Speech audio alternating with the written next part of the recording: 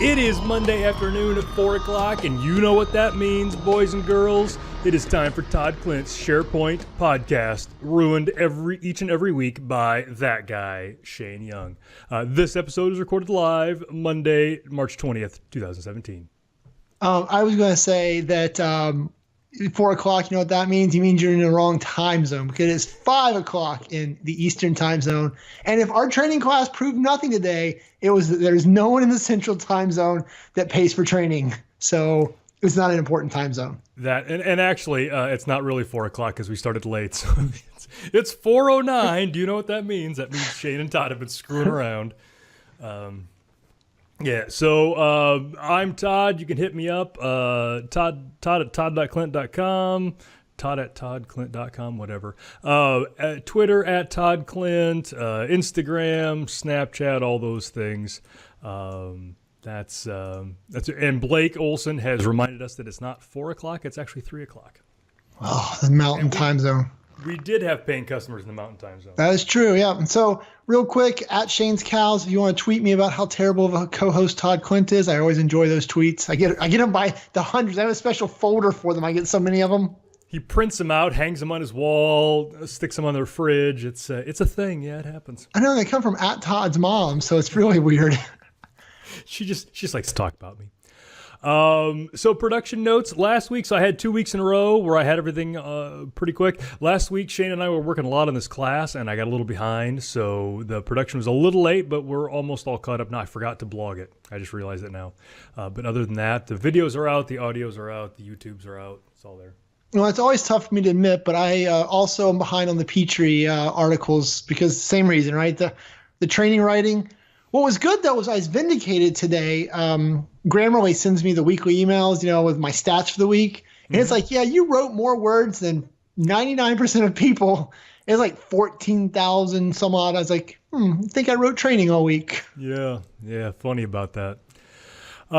So I'll get that blog post out here pretty quickly. But other than that, production's swimming along. We did the thing last week where I created the show early, and that let me get the links out early, and I completely forgot to do that this week. I blame training again, but I will do that for next week since we didn't screw that up last week. Well, next week we'll blame the training hangover. So maybe in 2 weeks we'll be at SP TechCon. Maybe in 3 weeks Todd will do it again and won't be able to blame training for it. Yeah, and next week Lori's going to be gone, so the wheels are just going to fly off and we'll careen off a cliff and nothing will work. The week after that, SP TechCon, yeah, it's going to be 2019 before this thing gets the ship gets righted again. Well, that's the way it used to be, though. It's nostalgia. Yep. All right, on to topics. So the first topic, we have to have our obligatory SharePoint content, Office 365 content. Last week was the second Tuesday of the month, and so with much fanfare, Microsoft released a bunch of patches. For our SharePoint folks, they didn't do that in February. We missed out. They took February off. We had some March patches. They were pretty good. No February patches. So we did get March ones. We're in good shape now. On SharePoint 2016, it adds a couple of new cool hybrid things. And I don't think I put this in the notes, but let me see if I can find the webpage on it. You did not put it in the notes. Oh, and for 2013 as well, I will be. So one of the things that it added for SharePoint 2013 is hybrid self-service site creation. What's that? That is, so we've all known for many, many moons, SharePoint has allowed self-service site creation. So that is the ability for users to create site collections, not webs, subsites, whatever, but actual honest-to-God site collections outside of central admin. You got to turn it on and there's a URL and all that. That's been around forever. Most places don't turn that on because of governance concerns and all that. But now with SharePoint 2013, if you have everything wired up with Office 365 and you turn on self-service site creation, your users can choose whether to create it on-prem or in the cloud. Pretty cool. I mean, makes sense, right? That's their goal, get everything out there. I bet cloud's default. I have not set this up. There's a screenshot. I wonder if it will say. Right, it comes alphabetically in order, right? That's the only reason cloud was the first one. Wink, wink, nudge, nudge. Yeah, it doesn't. I meant to be more prepared for this, but that's cool. I mean, again, you and I used to be cloud haters, And we've kind of come around, but this is one of those cool things. Just make that process more smooth. So I will put the links to that in the chat room. Yeah, I mean our whole cloud hater thing, right? We had to talk about that in the training class today, and we had to admit, like, hey, you guys should be looking out there. We even had to talk about PaaS, right? Or like IaaS, while comfortable and easy for us, not really a long-term play. So it was really tough. We had to swallow our egos a little bit and kind of share cloud love. Yeah, us from 10 years ago would have been sorely disappointed in us of today for many reasons, but that would just be one of them. Yeah, I would have said us from 10 years ago would have beat us up, but it'd be a really sad fight, right? Us from 10 years ago fighting us from now. It'd just be kind of like when Howard and Raj fight on The Big Bang Theory, right? I'll get you. Oh, you can't hit me there. Yeah, it'd be pretty pathetic. It would. I will say, though, the only time that Shane and I have ever come close to any kind of physical violence was in Orlando once, and an army of rogue, drunk SharePoint folks tried to throw each of us separately into a pond. Neither of us got wet. That's all I'll say. Smarter, not harder. Smarter, not harder. We both went at it from different sides, but at the end of the day, neither one of us got wet. So there you go. That was like 10 years ago. Goodness. That was 10 years ago. Holy cow. You're old. Wow. I am. If you're lucky, you'll live to be as old as I am someday. It's on the fence. You may not make it. I can't argue with it. My wife is probably going to be the reason if I don't, right? Yep. I've got cars as old as you. All right, so the next thing, so we were discussing this in the chat room a little beforehand, and we decided we'd just go ahead and bring it up in the main topics. For months now, we have been listening to you whine about your poor computer and how your computer can't keep up and all of that. Your computer's from 7 years ago. We both have children younger than your computer. But you finally broke down a couple of weeks ago. You got a new computer. And tell us about that a little bit. Yep. Now my computer is 7 days old. And what's even cooler about it, though, is the processor that I went with. I went with a Ryzen... I don't know what it's called. The Ryzen something or other. It's a brand new one that just came out. The processor's only been out for like 3 weeks. I'm one of the first kids on the block to get it. It's 8 cores. It can do anywhere from 3 to 3.7 gigahertz, I believe. Yeah, it's been pretty cool though. So I've built out, or I had some help. Local kid, a friend of ours kid, he is real big into gaming, into YouTube stuff. And so he knew the exact specs for me to build something like this. And for about $1,100, right, I've got the top of the line processor, Ryzen 1700. Thank you, Dave Aykroyd. I've got 32 gigs of RAM. I went with I'm going to get it wrong, but the new SSDs that are the chips instead of the using the SATA interface with like the PCIe connection. There's that. There's also that M.2 or whatever is another way. I don't know how your guy did it. I think mine's the PCIe one. Whatever it is, right, it just kind of snaps in. They said it's about 40% faster because you don't lose all the interface transfer stuff. Sure. It's got all the fancy red blinking lights that Todd wanted. So I've got a gamer's case with a glass panel, red LED, red fan. Looks like the Terminator from the front. Yeah, so I've seen some pictures. I've not met Shane's computer in person yet, but I've seen some pictures. I highly approve of the overuse of LEDs. I find that irresistible. I'm not as big a fan of the red ones. I'm more of a blue LED guy myself. So, we'd have to see. Is that because the blue LEDs run cooler? Is that the... Well, they are just cooler. I mean, blue is just cooler than red. But it looks it looks good. It looks good. The gamer case, I love it. Yeah, it's been pretty fun. I've been real excited. I mean, it just So I think a couple of shows ago, right, we were complaining that I think I was running at 50% CPU to do the show. Right now, with all this open, all the other garbage I left running, because I have to turn it off. I didn't reboot before the show. I am running at a measly 4% CPU and 17% of RAM. It's pretty spectacular, to be quite honest. Yep, I'm running around 50%. I think we're gonna have to start having you host the show. I think you're. Yeah, I think so. Well, the other cool thing I did was I invested in probably the most expensive thing, or the second most expensive thing, was my video card. I've got a Asus blah blah blah blah 4 gigs of RAM. It's got 2 coolers on it. It's got steel piping. It's got about 8 different video. I think it supported like 8 monitors at once. It is a massive video card, and so I think that's been a big part of it. Those specs are impressive. How many LEDs does it have on it?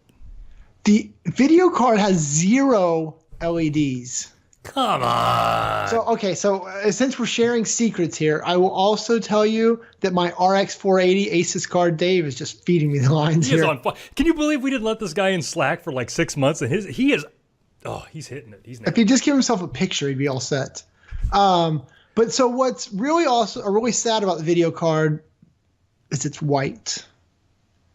The memory chips are red, the LEDs are red, everything inside of there is red, but the video card is white.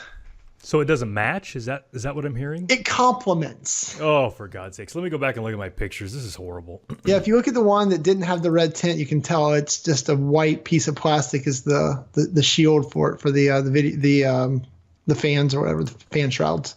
Yeah, it is. And I don't even know if you can custom order it in red. Dave will tell me here in a second if I could have custom ordered it in red. He's on it, yep.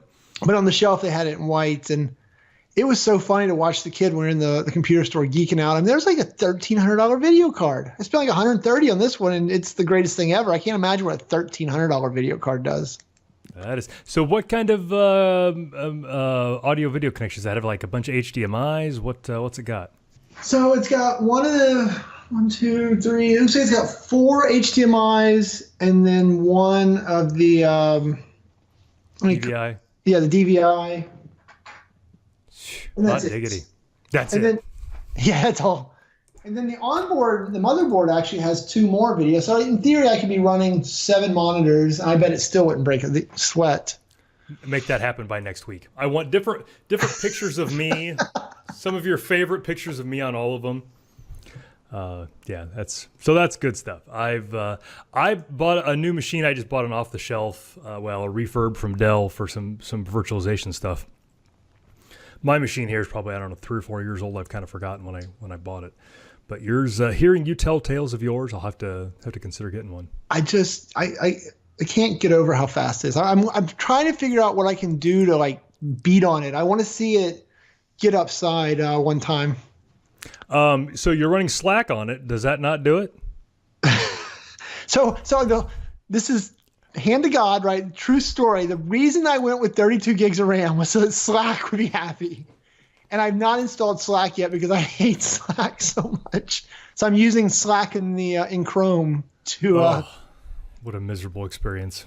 But there was another. Oh, you tricked me. What else? Oh, so when I did first set it up, and I set it up to sync my OneDrive down, it was middle of the night some night, so it could get all the bandwidth it wanted.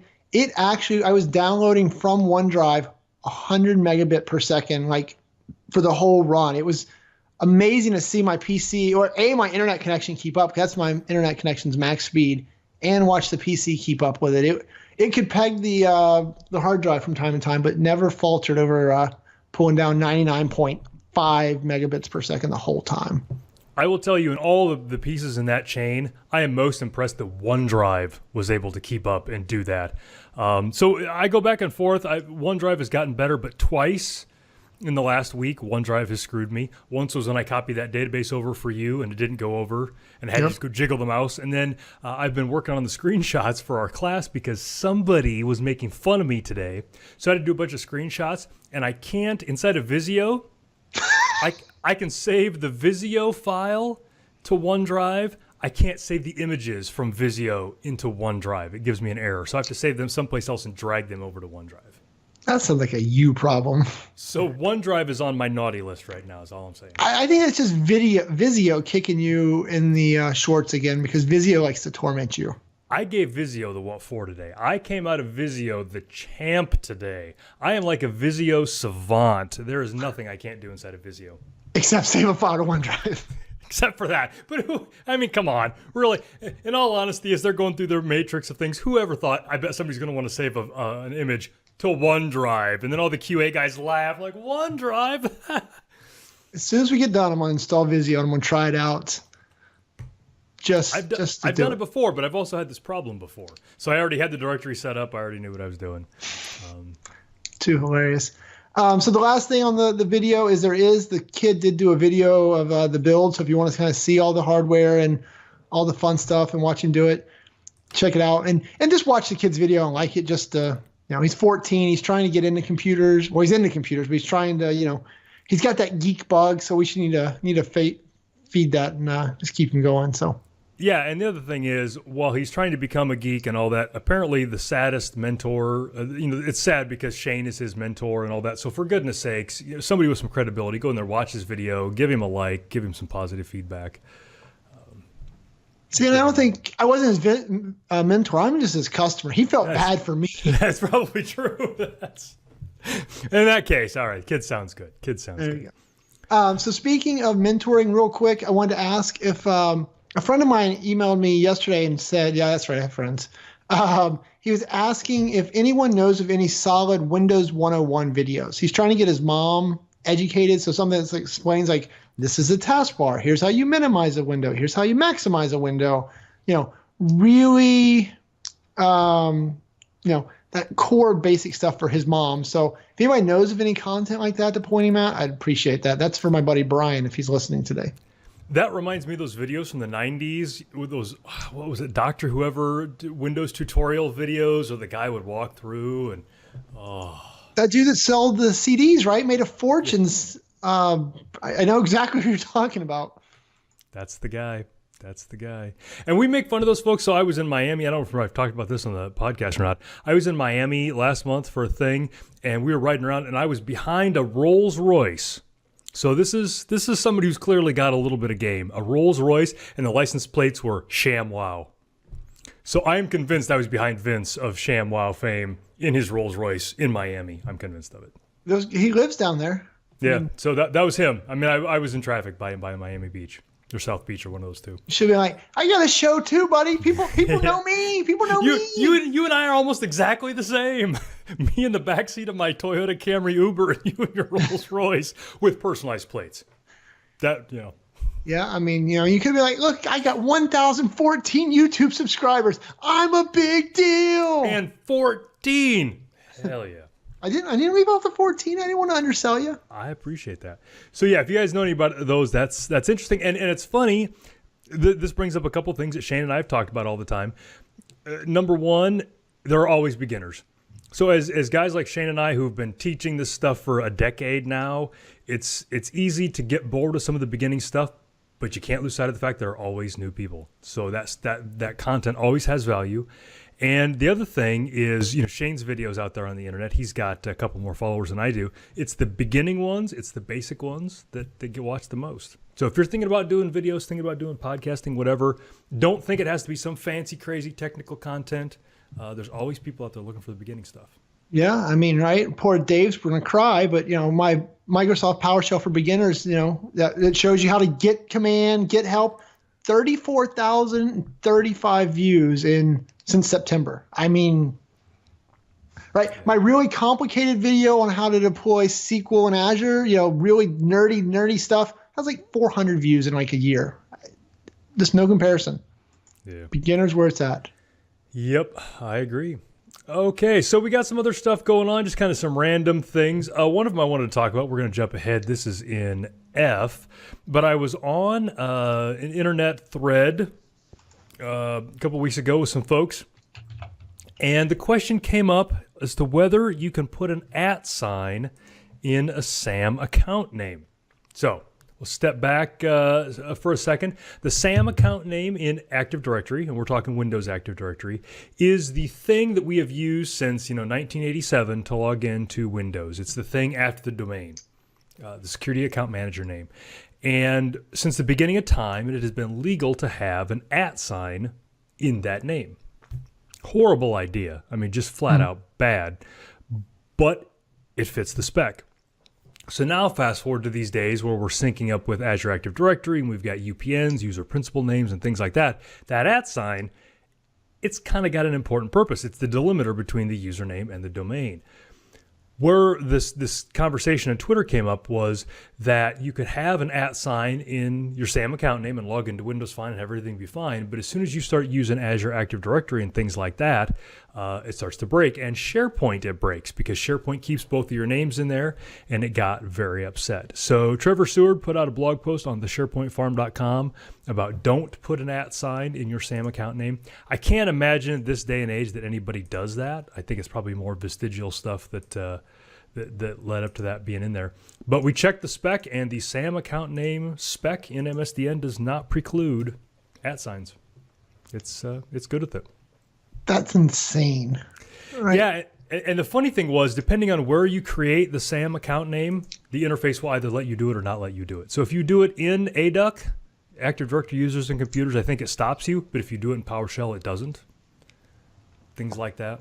So this is like the equivalent of, when they have to put the tag on the hairdryer that says "Don't dry your hair in the bathtub."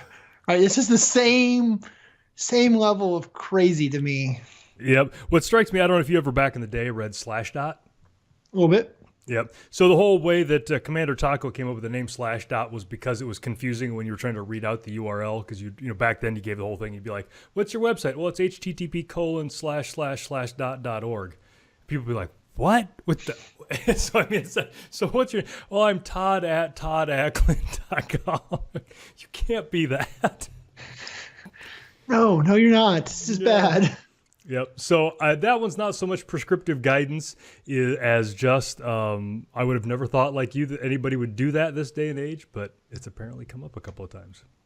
Well, that's it happens. So good note, I guess. Yep. You had something in your notes about the Outlook sign-in assistant? Yeah. So when I was installing Outlook on the new Ferrari or Tesla, I guess, right? Would that be what this is more in line with my new Tesla computer? Yep. I'm going to get a Tesla sticker and put it on the side. It's the only Tesla I'm ever getting. Very, very. So when I got Outlook 2016 installed, I went to add my Office 365 email account, and it just hung forever. You put in all my stuff, and it says connecting, looking.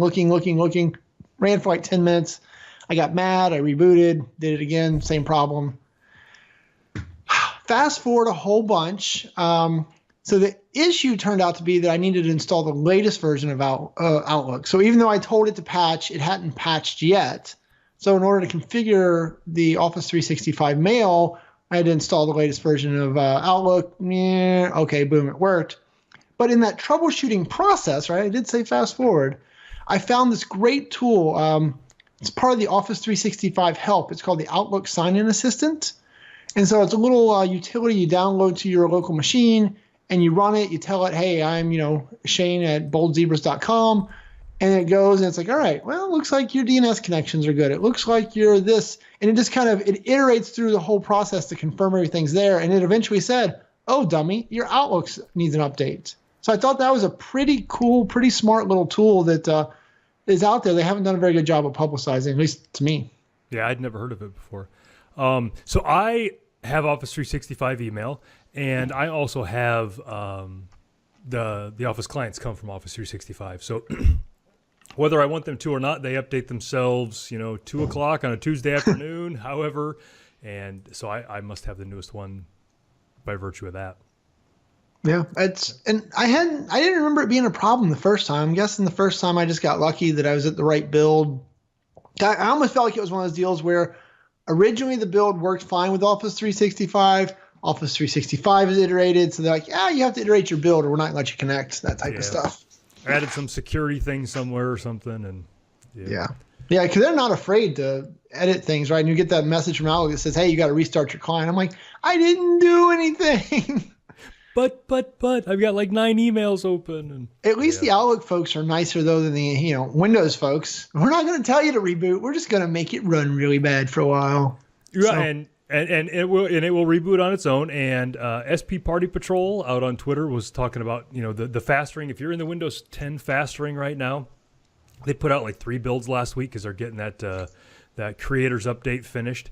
And he had something, so it's pretty good about rebooting, and then the first time you open up Chrome, all your tabs come back open, all that kind of stuff. But if you have something in Notepad, you just lose it. It's just gone. And apparently that happened to him a couple of times last week, and he was not impressed. That has absolutely happened to me because a lot of times when I'm playing with PowerShell stuff, I'll use Notepad as scratch space to kind of move back and forth. And yeah, I've lost stuff. Yep. So I use Notepad++, which has multi-document interface and can do language stuff. So you can do PowerShell and that. So I recommend that, Notepad++. It's free. Go grab it. I've been using it for years. Funny thing about Notepad++, they had all the WikiLeaks stuff come out a couple weeks ago about all the stuff the CIA was doing. The guy that writes Notepad++ found out that the CIA had broken into one of his DLLs and was using his program to own people's machines. And so if you go out there and look at the change log for the most recent version of Notepad++, it's got a thing, removed CIA exploit from whatever .dll. I had not heard that. That's now. Did you also get the one that the Chinese and the Russians were using, or did you just do the CIA ones? No, the WikiLeaks folks have not told him which ones the Chinese and the Russians are using, so those are still valuable. But yeah, and he wrote a whole big blog post on it. I'll have to see if I can find that, or Dave will find it and post it in there. I like Dave in the chat room. He's helpful. Yeah, he's hired. But yeah, he had a whole big blog post on it and how upset he was and how it wasn't Notepad++ that was owning people's machines, and it wasn't. The CIA wasn't spying on your documents in Notepad++, but they had gotten into this DLL and they were using that as a jumping off point to get into the rest of your machine. And yeah. Isn't that just crazy how complicated those, I mean, you used to think of just straight up hacks, right? Okay, Internet Explorer's got this bug or SQL servers, open on 1433 and you can just hit it with this buffer overrun or something like that, right? Those type of hacking makes sense to me. But when someone sits down and figures out, all right, this guy has Notepad++ installed, it puts this DLL in place, I can bounce off that DLL to jump to the DLL where he has his AOL tenant installed it's rocket science. Yeah. And so talking about that, I was reading a thing a while back and I can't remember where it was, and we are horribly off topic again. But basically, we got those folks at the NSA, and they're always trying to find ways to find things out.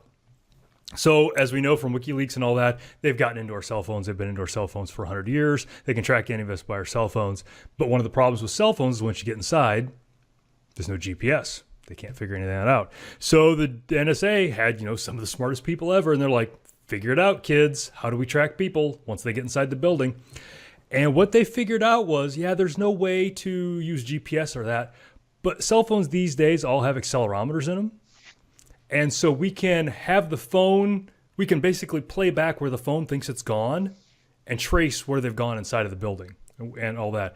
And it ended up coming out, the article I saw on it, was some guy had killed his wife or something, had killed somebody. And they could prove he was in a building, but he's like, oh, you can't prove I was in that part of the building. And they showed the mock-up, the 3D mock-up of where his phone had thought it had gone inside of that building from the accelerometer stuff. And they pulled all that data out and mapped it inside of the room. So that's... Yeah. Yeah. And this is one of those things, and I realize we are off topic, but at the same time as this technology, so we're kind of for us, we're on topic. Yeah, Snowden was a SharePoint guy, so we're all on topic, yeah. Yeah, well, he listens to the show still, right? Yeah, Ed, good to see you. But yeah, one of the things I've tried to explain to non-nerdy people when they're, you say something like that to them, they're like, hocus pocus, whatever.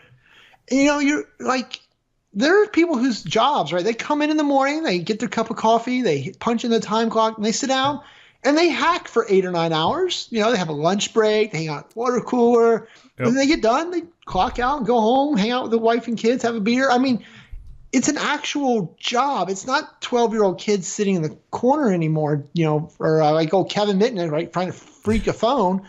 It is people who, they come in, they got a project manager, they got a team, Yep, it's they get crazy. Bonuses on it. Yeah, milestones. Yeah, it's just the thing, and it's crazy to think about. Yeah, it's not. They're not just doing it for the laughs like they did when we were kids. Yeah, you wonder if any of that even exists, right? Do they still have, or because these days you just go out and you're script kiddie, right? You just go grab it off the dark web. No one writes their own tools anymore, except for these guys who apparently have PhDs in it. Yeah, and so there was a couple weeks ago. don't want to get political, and I don't know if we talked about this on the show, but there was, President Trump was talking about how President Obama's administration had him wiretapped, and Kellyanne Conway was talking about, there's wiretap can mean a lot of things, and she was giving examples. You can spy on people through their phones, through their TVs, there's cameras and microwave ovens, and of course, as soon as she said that, the internet went crazy, and they're like, well, cameras. And I was talking to somebody, I'm like, clearly Kellyanne Conway knows very little. I mean, she's not a dumb woman, but she doesn't know about security. But I've seen enough crazy security stuff in my time that when she says your microwave was watching you, I can't dismiss it out of hand anymore. I need to step back and think about whether my microwave can watch me. And I'm going to give it about 50-50 at this point because I've seen so much. Well, yeah. Well, I mean, right. The great example, and we are way off topic. I'm enjoying this conversation, though. Another great example is like we used to laugh about the whole idea that computers need to be separated by a physical distance, right? The air gap. Yep. Yeah, because computers can't jump and talk to each other if they're not connected. Turns out that they can make the fan spin funny and make the other computer listen for the fan spinning funny. And sure enough, they can communicate with each other. And, so you don't think your microwave can, spin in a certain way to transmit your coordinates to your refrigerator who's listening, who happens to be hooked up to your Nest, and your Nest can then send it back to the NSA? You are insane if you do not think that's plausible. Yep. And so the internet, of course, all those folks with infinite cycles to make fun of stuff. I loved all the memes about microwaves. And my favorite one was sing like no one's listening, dance like your microwave's not watching. that was my favorite. I mean, God bless the internet. If they can't make a meme about something, you're doing it wrong. Did you see the soccer guy who thanked his wife and his girlfriend in his speech after he won some tournaments? No. That was over the weekend, I think. Some guy, he's like, yeah, I want to thank my wife and my girlfriend. I mean, my wife. I love my wife. And he backpedaled on it for 3 minutes. Like, yeah, you're getting divorced, buddy. Yep. I hope your girlfriend thinks that. That is funny. So Blake in the chat room linked up Stephen Colbert talking about the microwave thing, and that was a great setup for that. So the day after that Kellyanne Conway thing, he's like, well, of course, you can use microwaves as cameras. Show him camera number 3, and it was like a camera guy with the headset and the boom mic and a microwave sitting on a tripod, and he was pointed at Colbert. And then a few minutes later, you hear this ding, and Colbert's like, I think my Hot Pocket's done, walks over to camera 3, opens it up. It's awesome. Yeah, I mean, once again, it's fun to make fun of them, but by God, if she said it, I believe somewhere someone's microwave is spying on them right freaking now. Or if it's not, the NSA has been briefing somebody that they are this close to getting into people's microwaves. 5 years from now, we're going to go, remember that time when we thought our microwaves couldn't... Oh. I mean, and really, if you think about it, we got the refrigerators with the cameras built in now. I mean, so absolutely, that refrigerator is already, it's owned. I mean, it comes from the factory with NSA, Russia, and China code on it. I mean, it's just how it works. Yeah, I was at Walmart last week looking at microwaves because we've talked about how I want one for my basement down here, and I was just wondering, which one of these microwaves has the best resolution? Which one's going to be the... Yeah. Well, then people forget they invite Alexa and Google and all that into their house. Alexa listens to you? You plugged it in. You bought it so it would listen to you. I got nothing for you. And there was that murder case where the law enforcement subpoenaed Amazon for the recording because they thought it proved that the guy was there. And I can't remember. Amazon fought it. I can't remember if they ended up having to turn over the recordings or not. But either way, it was there. Yep. All right, we probably should start. So we got a couple more SharePoint topics to talk about. We're not going to get SharePoint. We talk about SharePoint on the show. I'm going to jump to H because I think H is a cool one. Okay. We've been big fans of Azure Active Directory for a long time now, and one of the things that we love about it is it's a great hub of federation. So everybody's got a Windows AD. That's how everybody logs in. You can do Azure AD to get into SharePoint Online, Office 365, and a bunch of other ones. This week, I just saw, and it might be brand new, they've now have GitHub integration with Azure AD. So if you've got anything in GitHub, and everybody uses GitHub these days, I've got a GitHub account. If you've got a corporate GitHub account and you've got Azure AD, you can wedge GitHub into that, and then not have to worry about your usernames and passwords. So seems like yeah, I mean, GitHub's pretty much the standard for corporate dev, so it makes sense. Yeah.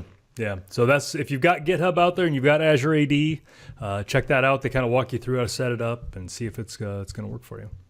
Yep. So then what about this whole automatically created Office 365 groups based on direct reports coming soon? I like that one. So I like a couple things about that. One of the things that I liked is the blog post that I link in there came from one of the folks that sometimes shows up in the chat room, Drew, a listener of the podcast. And I'm not entirely sure how to pronounce his last name, so I'm not going to embarrass myself and mispronounce it. Drew M, we'll call him.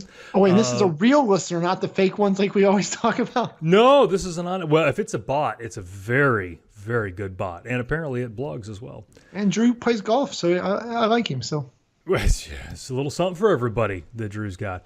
Basically, he was reading on the Office roadmap about how now that Groups is out, and not SharePoint groups, but these Azure or Office 365 groups, that there's going to be some new functionality rolled out that you can turn on or off. I don't know what the default's going to be. That if you have a manager and subordinates and all that, the Office 365 will create a group for that manager with all of their reports and handle all that directly. So that's pretty cool.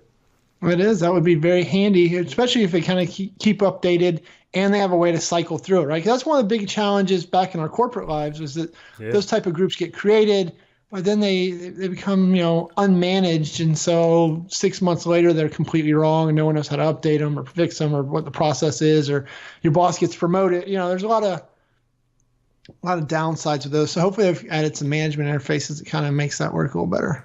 Yeah, and if you want to play with it, Drew's got it laid out in his blog. You turn it on and off in Exchange because it's kind of an email thing, so you got to do the Exchange remoting thing and Exchange online and all that. But just another one of those things, man, as a guy who lives and breathes this stuff, I can't keep up.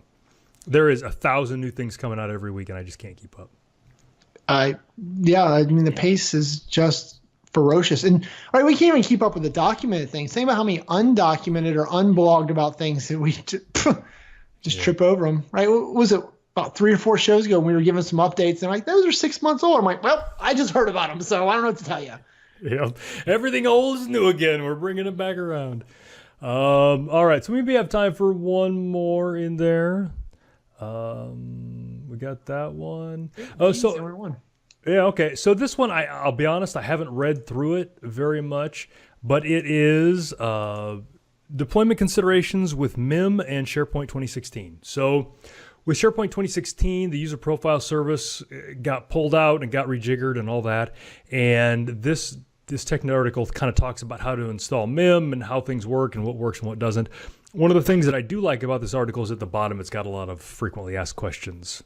So if you're thinking about doing this, you can jump down there and read all that. So a lot of this stuff, a lot of what I've found is I use the podcast notes as my own personal reference library. So when I'm looking for something, I can go in there and search for it. So this is one of those things I wanted to not lose track of. And there it is. Yeah, right. When we were writing the class day, we were talking about the SQL SSRS stuff. I'm like, wait a minute, it's an old show. And that's exactly how we went and found it. So. Yep. I should publish these. I should charge for these podcast notes. This is good stuff here. I know, and I'd like to point out that Mark just showed up. We thought we were behind. He's 47 minutes late. Mark, I don't even know what to say. No rush, Mark. We only started 40 minutes ago. But take your time, Petunia. Whenever you can roll in, just sashay and whatever. Might have been 38 minutes ago, but whatever. It's true. All right, so self-promotion, we've hinted at it before. 2 weeks from today, we're going to be at SPTechCon in Austin. There's still time to sign up. Go to sptechcon.com, sign up for that. Shane and I are going to be doing a bunch of sessions, going to be doing the podcast live. If you're going to be at SPTechCon, come join us. Should be a lot of fun, right? Hopefully live works out. Lori will be there to keep us under control, so the groupies won't be dancing on stage or anything because Lori will have security on lockdown, so that'll be good. There you go. She's ferocious. I have been accepted at another conference, but I forgot to ask him this week if I can publicly announce that yet. So I can't publicly announce that yet. I don't even know what conference this is. Do I care? You should always care about everything that I do. And also, sometime here in the next couple of weeks, the SQL Data Partners podcast will have a very special episode starring me. And so that was good. I take those SQL guys to task. I hold their feet to the fire about some of the bad stuff they do to our beloved SharePoint. And so you're going to want to listen to that one. When it comes out, I'll let y'all know and let you know what episode number it is and all that. But that was a good time. Was that the show where you were supposed to talk about our training class that you failed to talk about our training class? That would be the one where I told you I would talk about the training class and then did not, in fact, talk about the training class. But so in my defense, it looks like it's not even going to air before the training class. So we would have just gotten people all whipped into a lather and then no satisfaction. You have been vindicated. I mean, this is best day ever. I'm just saying. All right. So I think that's it. Our 30-minute show is coming up on 40 minutes. So I think it's probably time to sign off. We'll be here next week. The week after that, it'll be at SP TechCon. Who knows what's going to happen then? But as always, you can get a hold of us at Todd Clint, at Shane's Cows on Twitter. And we'll see you next week. Thanks, guys.